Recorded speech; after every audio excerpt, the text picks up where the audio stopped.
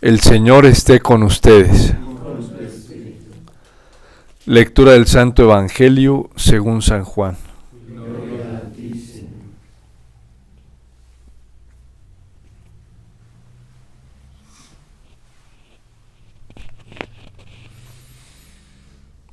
En aquel tiempo Jesús se retiró al monte de los Olivos. Al amanecer se presentó de nuevo en el templo y todo el pueblo acudía a él, y sentándose les enseñaba. Los escribas y los fariseos le traen una mujer sorprendida en adulterio, y colocándola en medio le dijeron: Maestro, esta mujer ha sido sorprendida en flagrante adulterio. La ley de Moisés nos manda apedrear a las adúlteras. ¿Tú qué dices? Le preguntaban esto para comprometerlo y poder acusarlo. Pero Jesús, inclinándose, escribía con el dedo en el suelo. Como insistían en preguntarle, se incorporó y les dijo: El que esté sin pecado, que le tire la primera piedra. E inclinándose otra vez, siguió escribiendo.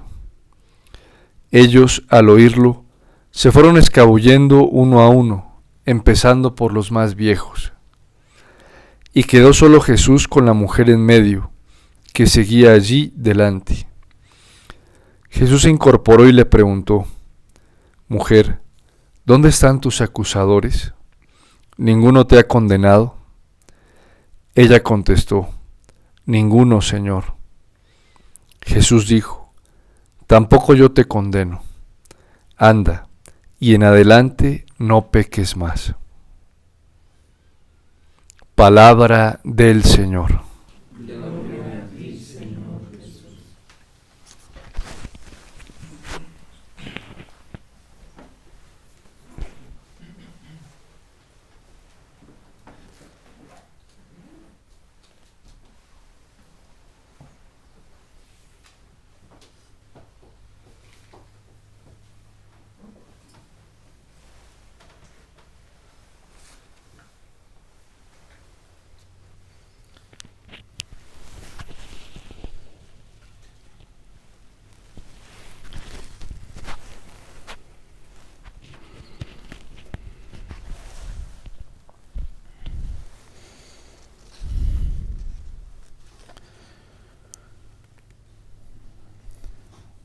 La primera vía del amor, nos enseña la Iglesia, es la justicia. De hecho, ella es una de las virtudes cardinales, como se conoce por la doctrina de Santo Tomás, pero ya desde la Iglesia y el Magisterio se conoce como una de las virtudes humanas, así la trae por lo menos el Catecismo. No hay ningún impedimento para que nosotros podamos elaborar juicios, debemos hacerlo. De hecho, es una constitución natural que tiene el hombre dentro de su lógica racional, porque si no trasquilaría una parte innata de su ser y sobre todo del raciocinio. El hombre ha sido capacitado para ello y es orientado al juicio. El problema es que el juicio se ejerza de manera aislada y autónoma, no desde la ley del Señor, no desde la ley natural, no desde el corazón mismo de Cristo, o aún, podríamos decirlo, hacer o elaborar juicios aislados desde la caridad misma de la Iglesia. Y ese es nuestro gran peligro, elaborar nuestros juicios de manera autónoma. Por eso el mundo actual se equivoca tanto, porque sus juicios son de manera temeraria y son basados en el subjetivismo, en el individualismo, o son también basados en las proporciones del tiempo actual, es decir, la fuerza dominante de nuestro tiempo. El Papa Francisco hacía una advertencia en alguna intervención de cómo nosotros podemos dejarnos llevar por este tipo de juicios al no acercarnos al Señor. Y una persona que no elabora sus juicios desde la ley divina, que no elabora sus juicios desde el corazón mismo del Señor, que no elabora sus juicios desde la enseñanza misma del Evangelio y no toma por parámetro y como por fuerza para ejercer sus juicios el mismo evangelio, es una persona que siempre va a condenar. Es una persona que siempre va a ser arbitraria con el prójimo, va a ser exhaustiva consigo mismo, porque sabrá exaltarse a sí misma y condenar a los demás. Por eso nosotros no tenemos otro auxilio más en un tiempo como en el actual para ejercer una orientación natural de nuestra capacidad humana y luego desde nuestra capacidad cristiana, como lo es el juicio, que los mismos parámetros divinos. Que la gracia del Espíritu Santo. Hoy, cuando la humanidad está tan dominada por un pecado tan fuerte como lo es el de la lujuria, y cuando dentro de la misma iglesia ese pecado se ha convertido en un vicio, es decir, en un hábito porque es repetitivo, pues nosotros nos ponemos ante una amenaza bastante fuerte a la hora de elaborar los juicios, como les pasó a estos dos ancianos que narra el libro del profeta Daniel. Los dos ya se habían dejado arrastrar por un espíritu, el espíritu de la lujuria. Y de hecho la misma psicología y las ciencias humanas enseñan cómo es tan terrible este pecado de la impureza. Bueno, ellos no lo llaman pecado, este desorden de la impureza que hasta altera la capacidad racional y afecta el componente neurológico. Una persona que habitualmente cae en la falta de la impureza, de la lujuria, corrompe incluso su sistema nervioso y sus neuronas, y quedan afectadas. Eso hablando desde el ámbito biológico, y eso lo puede demostrar hoy la ciencia neurológica, cómo esta falta, este desorden, hace un daño tan terrible que hasta incluso esto se representa en los sueños porque quedan afectadas las neuronas. Es decir, la capacidad racional queda oscurecida, afectada, nublada, y queda con una ceguera muy fuerte a la hora de elaborar los juicios. Esto hablando solamente desde el ámbito biológico. Ahora el daño que esto hace en el alma es terrible. Es una persona que queda incapacitada para hacer sus juicios desde el corazón mismo de Dios. Porque sabemos, y bien lo sabemos, desde la doctrina de la Iglesia y la doctrina espiritual que nos presenta la Iglesia, como todos los pecados, pero el pecado de la lujuria corrompe la capacidad de juicio. Pero es que la lujuria también tiene una tierra de donde alimentarse. Y antes de un pecado de lujuria, repetitivo de lujuria, hay un pecado repetitivo de soberbia. Una vez alguien me preguntó por una persona: Padre, ¿dónde está esta persona? ¿Sigue en su vida cristiana? No. ¿Qué pasó?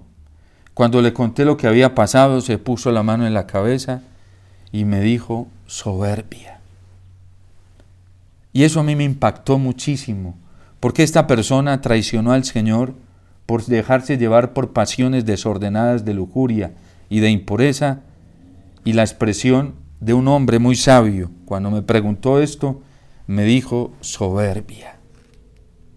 Detrás de un pecado de lujuria hay un pecado de soberbia, es decir, una exaltación del ego, del propio yo, una exaltación tan alta, valiéndose de los dones y de las gracias de Dios, como les pasó a estos ancianos que habían sido instituidos jueces del pueblo. Dios los había ungido para ellos, pero se aprovecharon del poder que Dios les había dado para exaltarse a sí mismos, para proponerse a sí mismos, para mostrarse a sí mismos.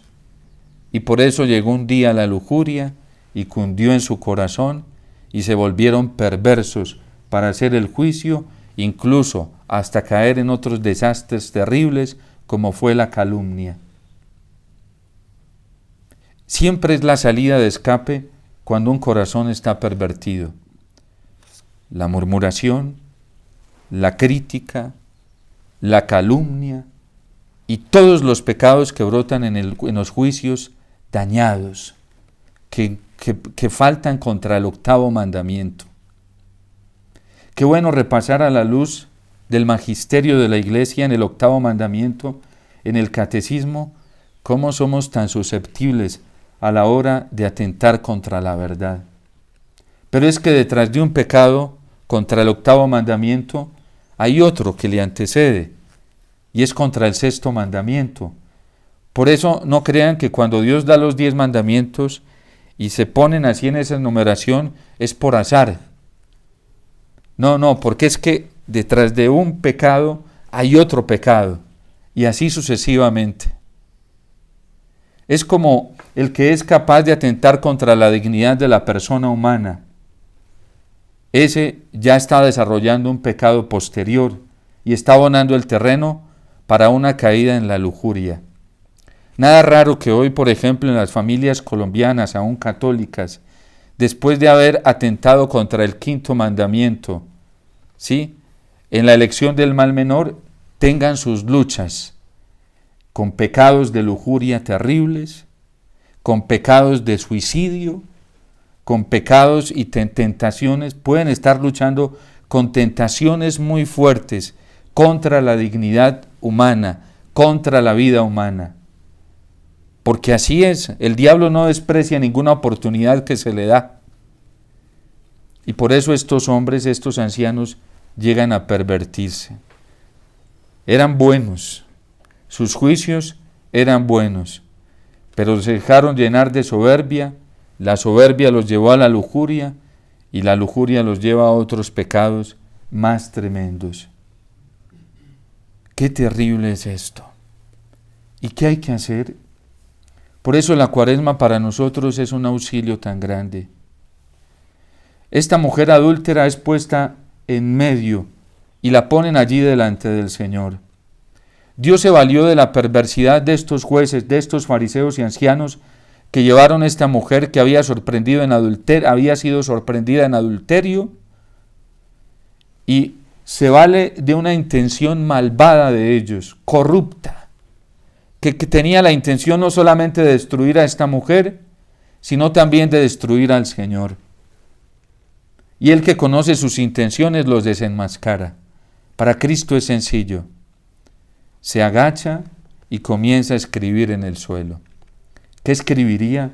2 veces se inclinó el Señor.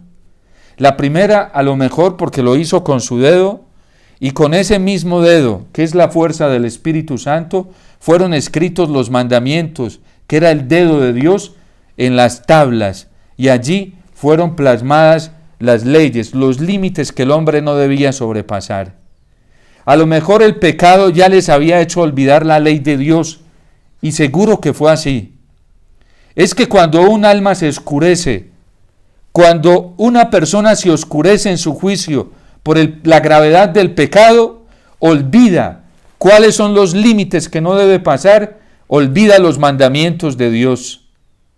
Y por eso se defienden otro tipo de justicias, se defienden otro tipo de comportamientos, incluso basados en el amor. Por eso el Papa Benedicto lo advertía, desenmascarando esta actitud legalista que hoy cunde en la sociedad y aún es una amenaza para la Iglesia, de ideologías con apariencia humanistas, que se basan en el mandamiento del amor de Dios, se basan en la caridad, se basan en la compasión, se basan en la misericordia. Y por eso le advertía toda la Iglesia de estas ideologías, regalándonos una encíclica como lo fue Caritas in Veritatis. Porque es que una caridad, un amor, una compasión, una misericordia que no tiene verdad, solo es un envoltorio vacío que cada uno puede llenar a su antojo. Y cuando nosotros olvidamos las leyes del Señor, los mandamientos de Dios, los parámetros que Dios nos da, nos volvemos lo más corrupto que puede existir. Y en vez de ser hombres de justicia, nos volvemos jueces condenatorios, que condenamos a los justos y absolvemos a los culpables. Eso mismo denunciaba el profeta Daniel de estos ancianos perversos. Al injusto, al malvado, al corrupto, lo exaltan y lo ponen como a un santo y lo canonizan. Porque esta gente es buena para eso en esta tierra y dentro de la iglesia. Hace los juicios que ni siquiera la iglesia ha hecho todavía y canoniza de santos y les da culto y pide culto para ellos, aquellos que la iglesia todavía, con la capacidad de juicio que Dios le dio, los ha canonizado. Es como lo que andan haciendo muchos católicos hoy con videntes. Es como lo que andan haciendo muchos católicos hoy, cristianos, con profetas falsos, con gente que recibe apariciones de la Virgen y tiene dones extraordinarios. Ya los canonizaron y ya los declararon sin error, cuando la iglesia todavía, que es a quien le corresponde hacer un juicio, no ha hecho un juicio sobre ellos. Y qué fácil se condena al que verdaderamente reclama el derecho de Dios. A ese se le calumnia, se le condena, a ese se le trata de transgresor, de falta de caridad, de corrupto.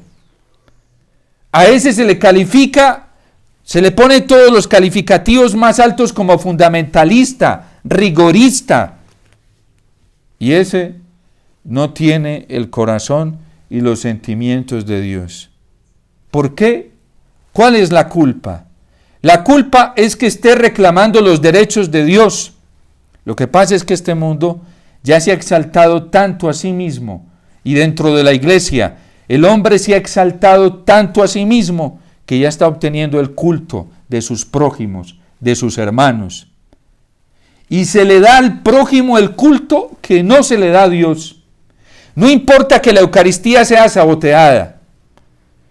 No importa que la celebración eucarística, que es donde se le da el mayor culto a Dios y donde Cristo reclama el culto del hombre para Dios, no importa que la Eucaristía sea ultrajada. No importa que sea profanada. No importa que sea tratada de cualquier manera. Estos incluso condenan a quien reclama el derecho de Dios en el culto eucarístico, los condenan de rigoristas y de faltos de caridad. Pero es que se está reclamando el culto para Dios, no es para sí mismos. Se está reclamando el honor para Dios, la gloria para Dios, lo que decía Ezequiel, cuando pedía Dios a través de Ezequiel la purificación del culto, la purificación del templo, o a través de Isaías, como nos lo empezó diciendo el Señor en esta cuaresma, que ya el Señor se estaba tapando los ojos ante el ritualismo del pueblo, ante sus ofrendas, sus holocaustos, y se tapaba sus oídos ante sus oraciones, porque no eran verdaderas y no salían del corazón. ¿Tiene derecho Dios a decirlo? No. Dios no tiene derecho a decir estas cosas. De la Biblia no se pueden extraer estos mensajes, porque eso no da esperanza. Y es que estos defienden la esperanza, pero no desde el lenguaje bíblico y desde el fundamento y la naturaleza de la esperanza cristiana, sino desde la esperanza del anticristo, tal y como la predica el anticristo. Porque es que el anticristo sí está alimentando la esperanza del mundo y de muchos cristianos en la iglesia. Una esperanza que no se fundamenta en la purificación.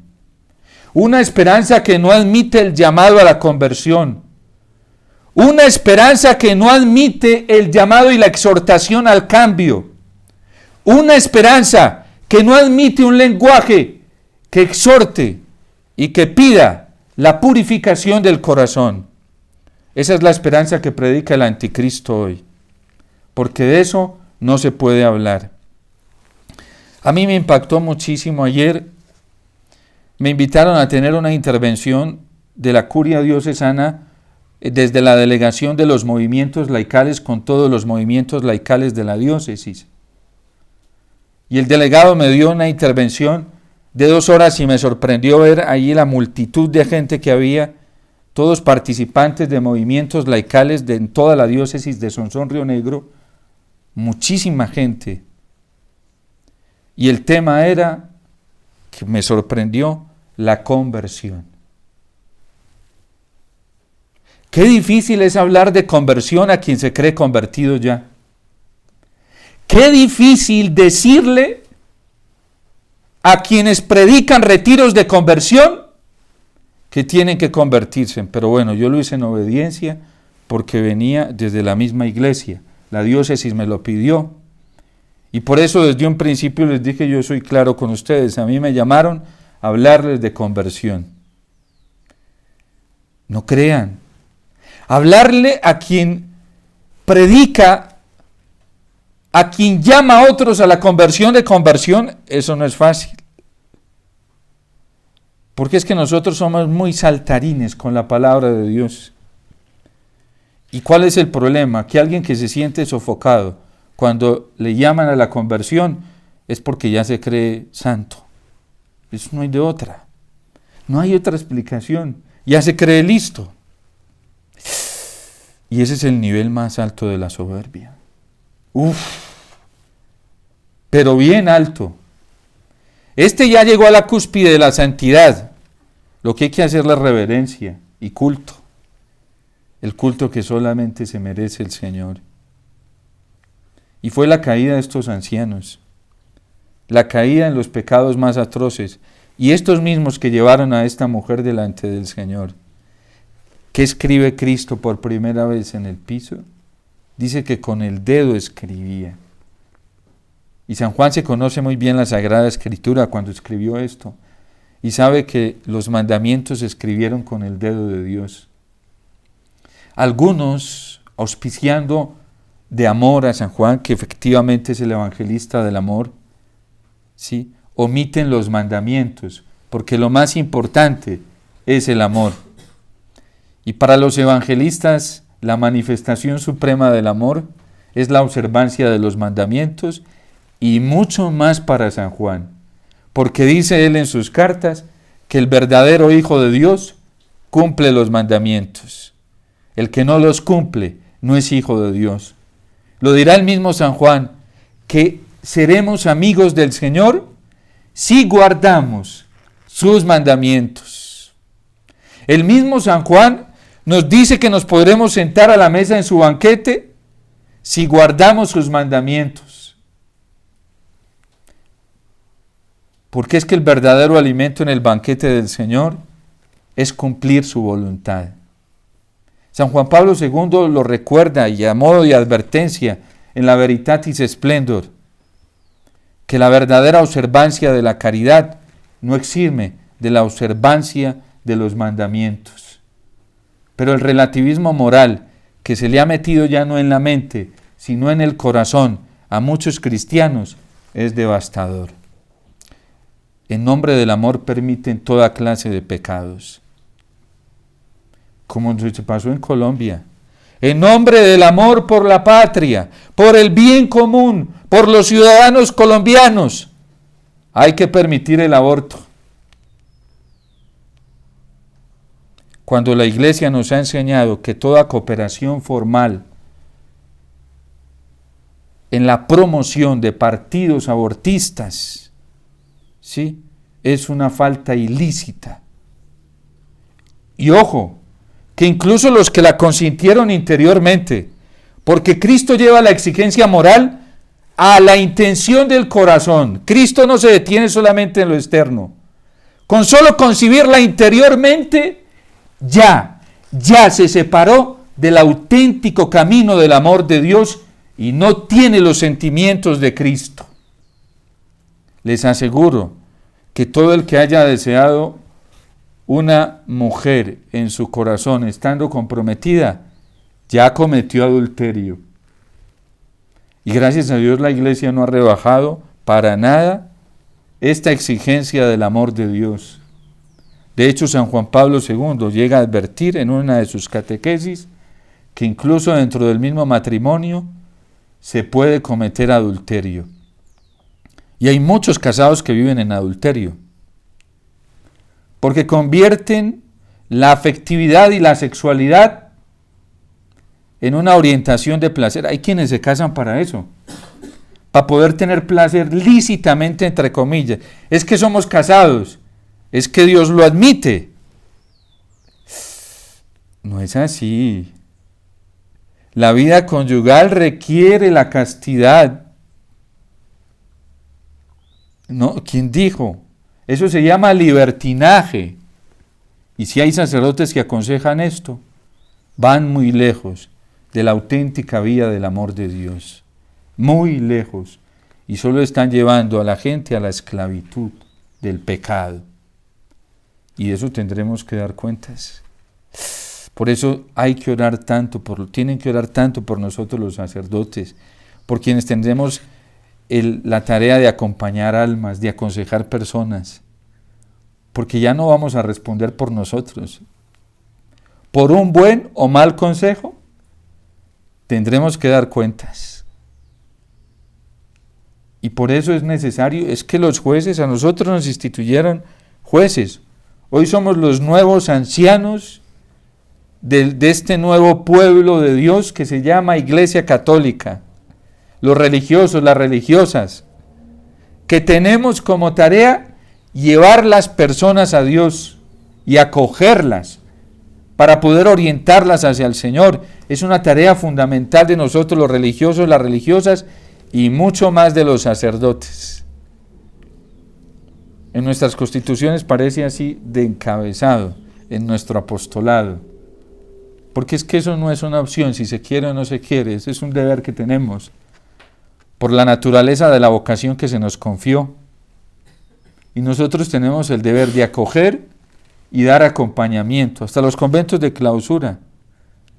Fíjense que aunque en clausura tienen sus rejillas ahí, porque hasta las puertas de un convento de clausura están abiertas para acoger a las almas, porque esa es la naturaleza de la vocación a la cual fuimos llamados. Esa es. Y tendremos que dar cuenta de un buen o mal consejo que le demos a la gente. Yo recuerdo de pequeñito en mi pueblo hay un convento de clausura, ¿sí? Y de pequeñito mi mamá siempre le mandaba cositas a las monjitas y salían ahí en su rejilla a atender, a dar consejos, ¿sí? Lastimosamente hoy en la iglesia estamos viviendo tantas desvirtuaciones, tantas, por no estar a los pies del Señor. Entonces la iglesia no ha bajado para nada su exigencia moral. Lo que pasa es que algunos corazones pervertidos, corruptos, que en sus juicios ya no está la luz del Señor, están haciendo desastres dentro de nuestra iglesia y están dañando muchas almas. Y por eso tenemos que pedirle misericordia al Señor, que tenga piedad, que nos ayude y que en esta Cuaresma todos podamos volver al Señor a buscar la purificación del corazón, no delante de los hombres. No cometamos ese error. No tenemos que caer delante de los hombres. No es a eso lo que nos llama el Señor. Eso es falso. Nosotros tenemos que caer a los pies del Señor y suplicarle solo a Él. Ese cuento por ahí de que ¿para qué rezar tanto? No, es que hay que ejercitar la caridad. La caridad se empieza a ejercitar a los pies del Señor. Y el verdadero corazón caritativo con el prójimo empieza a los pies de quien es verdaderamente caritativo, aprendiendo de él cómo es que se ejerce la caridad. Una persona que no tiene el impulso de buscar al Señor, de postrarse delante de Él de manera consciente, nunca va a amar verdaderamente al prójimo. Lo irá a explotar, sí. Y hay gente muy manipuladora, mucho dentro de la iglesia, que con el título de cristiano, de católico y de sacerdote y de religioso, de religiosa, ¿sí? O de acompañamiento de líder espiritual, explota y manipula a los demás, como estos ancianos perversos. Y por eso Daniel se los dice, pervertido le dice al segundo, que con tus amenazas, con tu corrupción, manipulabas a las mujeres de Israel y por miedo se acostaban contigo. Hay gente que solo se relaciona con algunos consejeros o directores espirituales solo por miedo. Y eso es una orientación también pervertida.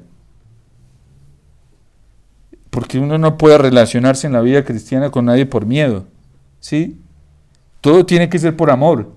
No es amor al prójimo, es que yo lo quiero mucho, es que es mi prójimo. ¿Prójimo? Eso se llama una actitud servilista. Y ahí no hay virtud caritativa desde el amor. Porque el amor verdadero, el evangélico, echa fuera el temor. Ese es el amor del Señor. Pero eso, ¿por qué sucede? Porque hay ausencia de amor en el corazón.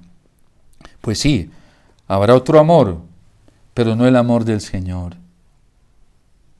Cuando nos falta estar tanto tiempo delante del Señor, el corazón se pervierte muy fácilmente y se daña. Era más grave la falta de estos ancianos y autoridades perversas que se valían del poder para intimidar a los demás, ¿sí? Y para obtener lo que ellos buscaban para sí mismos, no para Dios, pero también de muchas mujeres que por miedo se acostaron con ellos. Susana no fue así. Pues si me van a acabar y voy a morir, pues moriré, pero seguiré siendo fiel al Señor. Hoy hay muchos católicos que por miedo se quedan calladitos. Ese no es el ejemplo de la casta Susana. Ese no es el ejemplo de ellos. Hay muchos que por miedo no se atreven a posesionarse en la verdad de Dios. Y eso se llama cobardía. Y esta gente usualmente se vuelve muy hipócrita. Demasiado hipócrita, incoherente. ¿Sí? Porque muestran una cosa que no llevan por dentro. Y en la iglesia hoy no estamos para eso. Ya nuestra iglesia, nuestra amada iglesia, está sufriendo demasiado con tanta infidelidad dentro. Muchas mujeres en Israel, por miedo, cedieron a la manipulación de estos jueces. Pero Susana no. Prefiero mantenerme en la verdad, así me toque morir.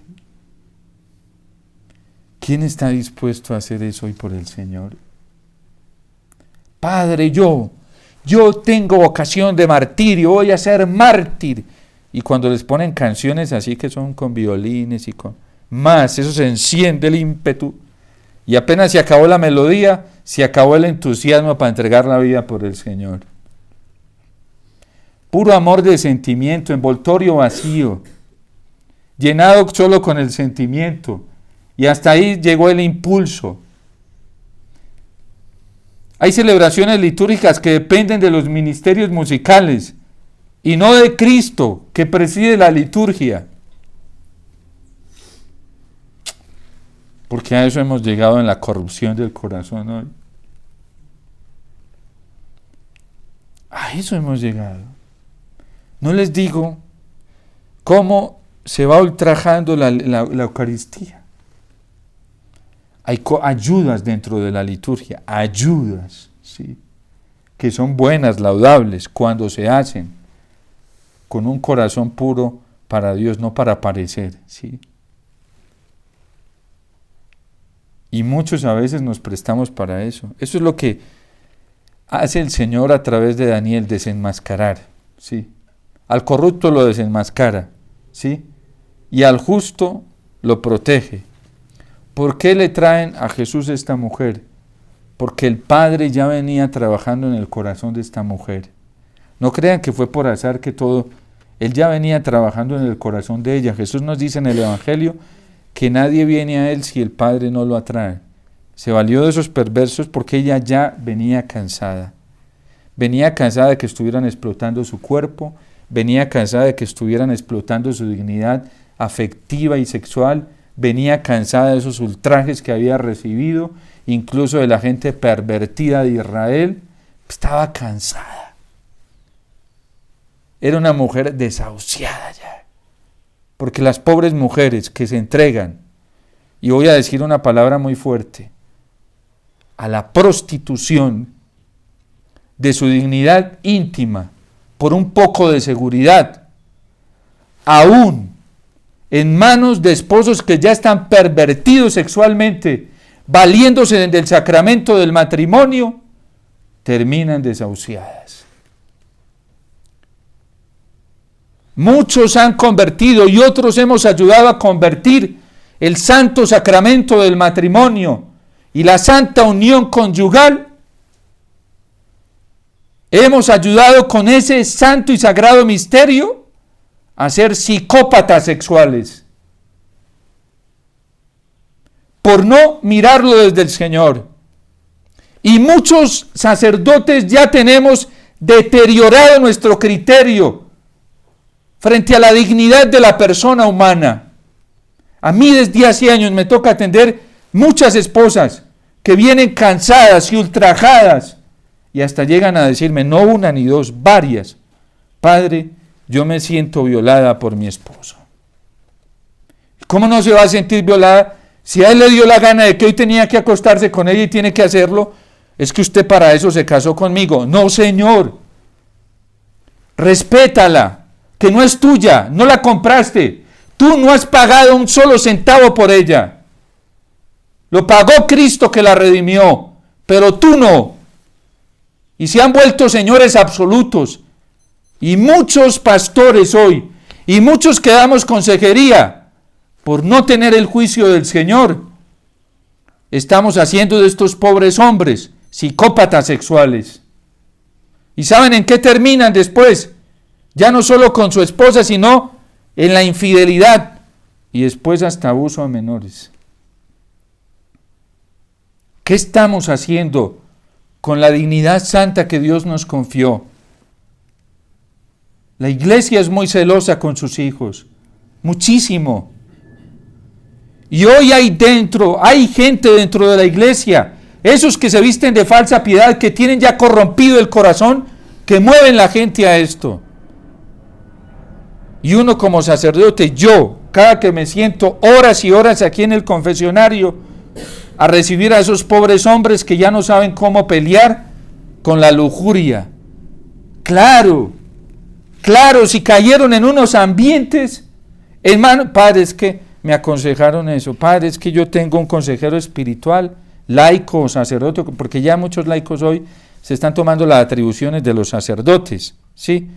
Con esta crisis, en esta coyuntura que vivimos, hay un desfase, un desorden en las tareas. Yo no voy a hablar de roles porque no es una palabra adecuada para la vida cristiana. Para la vida cristiana no es rol, es vocación, es misión. ¿Y cómo vamos deteriorando hasta a través del lenguaje la tarea sagrada que Dios nos encomienda? Rol, que hablen los que no están dentro de la dinámica cristiana de eso. Nosotros hablamos de vocación, de misión cristiana. Y las misiones están invertidas. Y entonces los laicos están tomando los puestos de los sacerdotes y a los sacerdotes se les está dando por tomar la tarea y la misión de los laicos.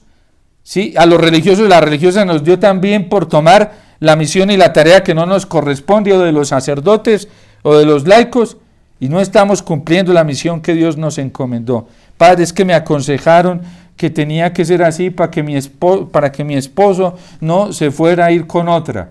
No, si se va porque tú no le satisfaces su placer, eso es problema delante de Dios. Pero tú no eres una máquina de sexo. Tú no eres un aparato sexual. Tú eres una hija de Dios, con dignidad que te la dio Dios. Fuiste creada a imagen y semejanza de Dios. Eres templo del Espíritu Santo. Y si Él se va a ir a buscar otra, por eso es problema suyo. Él le dará cuentas a mi Dios. Tú no tienes por qué echarte esas culpas. Porque tiene su corazón pervertido como el de estos ancianos. No. La casta Susana, qué ejemplo de dignidad, ¿Sí? ¡Qué mujer tan heroica! Porque supo defender lo que Dios le había confiado. Ustedes, esposas, también tienen que ser firmes en el amor del Señor. Es que no es cuando Él quiera, es cuando Dios quiera. Porque es Dios el primero que se dona en la relación conyugal. Es la Trinidad. Y por eso menos mal la iglesia hoy, a pesar de que la gente diga y hable y se inventen una cantidad de barbaridades malinterpretando al Papa Francisco, hoy la iglesia sigue firme en su postura de la visión del matrimonio.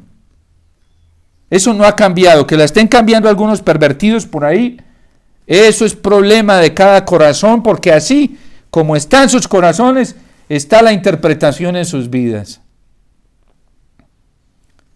Entonces la casta Susana, un ejemplo bellísimo. Y esta pobre mujer se la llevan a Jesús porque ella ya estaba cansada y seguramente muchas veces con lágrimas, con dolor en su corazón le había suplicado al Señor que la ayudara a salir de eso. Y Dios hasta se valió de corazones torcidos para salvarla. La traen donde Jesús y Jesús escribe, se inclina una primera vez, escribe, seguramente ahí evocó los 10 mandamientos para que los vieran que se les había olvidado. Y les dice a todos, el que se sienta libre de haber fallado uno de estos, que tire la primera piedra. Cuánta corrupción no habría dentro de esos corazones, que ni uno solo se pudo quedar. Hay gente que no soporta la verdad, se va mejor. Yo lo he visto como sacerdote, en el poco tiempo de ministerio me toca ver cómo hay homilías de donde se sale la gente, se va. ¿Sí? Pues estos tiraron la piedra y se fueron mejor. No, ya nos comenzó a desenmascarar acá y no queremos quedar al desnudo para que nos deje aquí en evidencia total. Salieron corriendo, llenos de cobardía y de miedo, para que no quedaran ahí más desmantelados de lo que los estaba dejando Jesús. El que se sienta libre de pecado, que tire la primera. Y ni uno solo fue capaz de quedarse. Pero como ella ya venía buscando a Dios, seguro.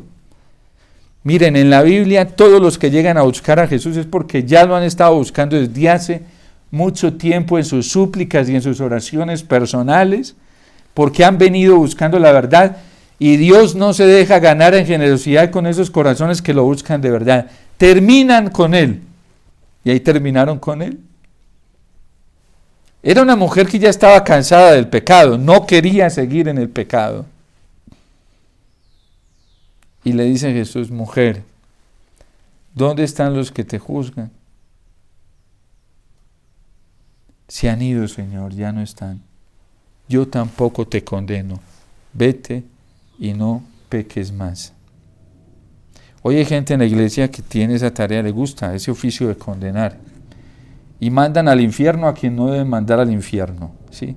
Y suben al cielo a quien no deben subir al cielo, ¿sí? Canonizan en esta tierra a quien no deben canonizar. Lo idolatran, ¿sí? En un culto exacerbado a quien no deben darle culto. Y con sus condenas, ¿sí?, apartan a muchos del Señor. Por ejemplo, hay grupos dentro de la iglesia que dicen que si una persona no está en ese grupo, pues no vive en gracia de Dios, a ese nivel.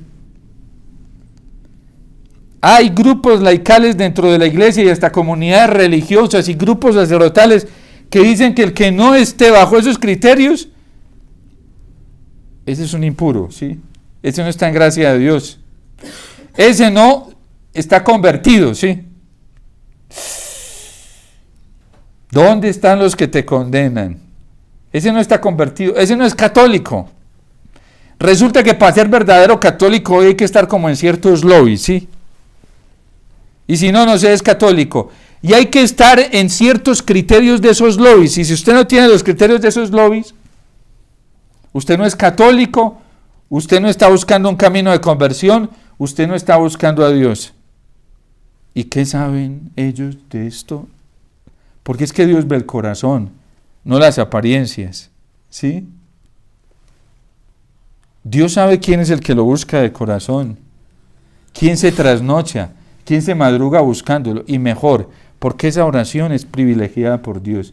Cierra tu puerta, entra a tu cuarto, cierra tu puerta y tu Padre que ve en lo secreto, allí te escuchará.